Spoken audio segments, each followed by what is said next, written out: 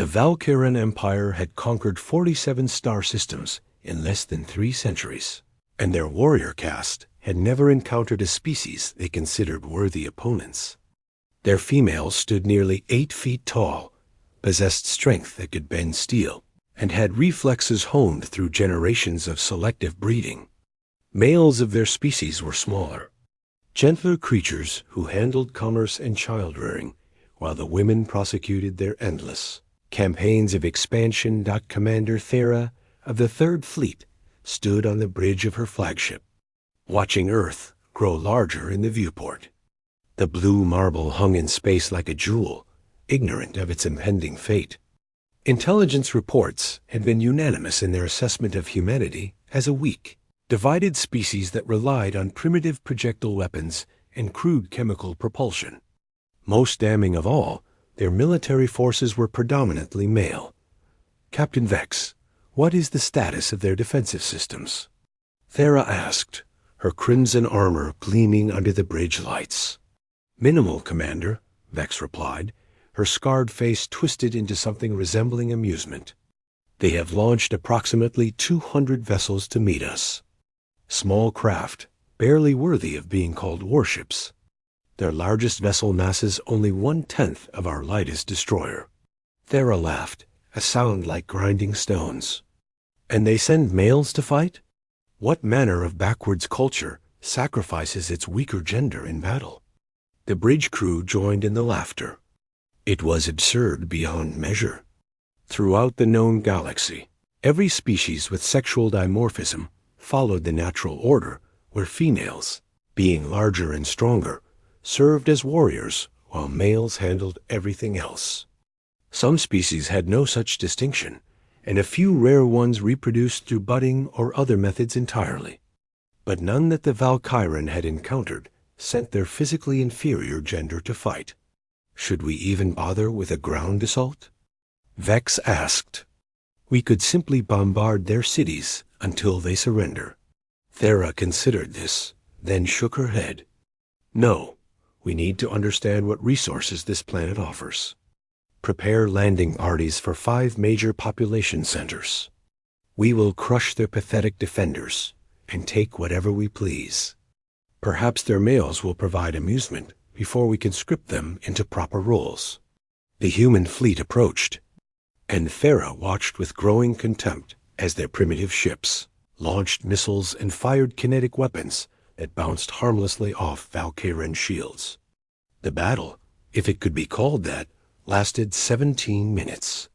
Every human vessel was disabled or destroyed, and not a single Valkyrian ship sustained meaningful damage. Commence landing operations, Thera commanded. 6 hours later, Thera stood in what the humans called New York, watching her warriors round up survivors. The city had fallen quickly, its defenders scattered or eliminated. She had expected complete capitulation by now, but disturbing reports kept arriving from other landing zones. Commander, you need to see this, Vex said. Approaching with a data tablet, Thera took the device and watched footage from the Beijing landing zone. Her warriors had encountered unexpected resistance at what appeared to be some kind of military installation. The human defenders, all male as expected, should have been swept aside in minutes. Instead, they had held for 3 hours before finally being overrun. They fought like cornered animals, Vex explained. Even when wounded, they continued attacking. Several detonated explosive devices while our warriors were close enough to be caught in the blast. They seemed to have no concept of honorable surrender. Thera frowned. Desperation, nothing more. What of the other sites? Similar stories. Moscow, Lagos, and Mexico City all report higher casualties than projected. Not enough to threaten our operations, but concerning nonetheless. Vex paused. There is something else. We have discovered extensive underground facilities beneath most major cities. Shelters, supply depots, weapons caches. It appears they have been preparing for invasion for some time. Impossible. Our intelligence indicated they barely acknowledged the possibility of extraterrestrial contact. Perhaps their intelligence services are more competent than we assumed. Before Thera could respond, an explosion rocked the street 3 blocks away. Alarms blared as her warriors rushed toward the disturbance.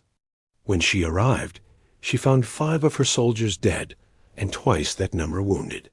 Human civilians were fleeing in all directions, and among the smoke stood a single human male, bloodied but alive, holding what appeared to be a crude chemical propellant rifle.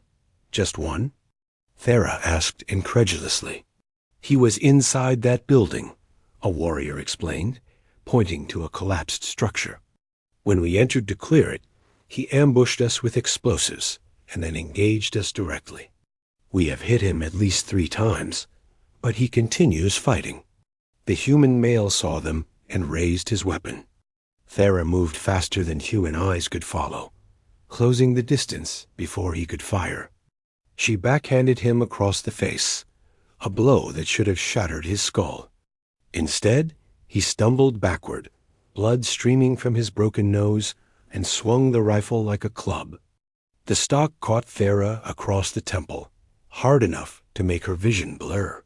Shocked, she grabbed his throat and lifted him off the ground. He weighed perhaps 1/3 what she did, and she could feel his fragile bones under her grip. Yet even as she began to squeeze, he drove his thumbs toward her eyes with desperate strength. She threw him against a wall hard enough to crack the concrete, and he slumped to the ground. "Finish him," Thera commanded, touching her temple where greenish blood oozed from a cut, but before her warriors could comply. The human pushed himself upright, grabbed a piece of debris, and hurled it at the nearest Valkyrian.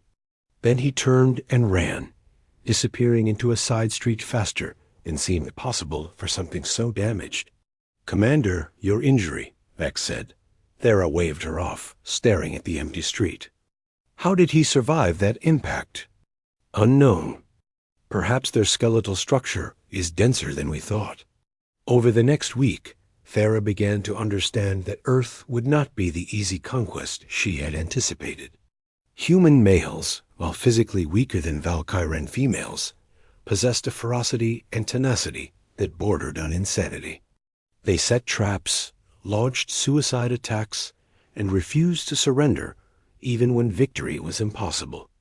More disturbing, they seemed to feel no fear, or if they did, they fought through it in ways that violated every psychological model the Valkyrian possessed in Berlin. A human male had held a subway station alone for 6 hours against repeated assaults, killing 43 warriors before finally falling. In Tokyo, 3 humans had destroyed an entire armored column, using nothing but stolen explosives and knowledge of the city's infrastructure. In Mumbai, human defenders had collapsed an entire city block to trap a Valkyrian battalion, then picked off survivors for 2 days before finally being eliminated. The reports all shared a common thread.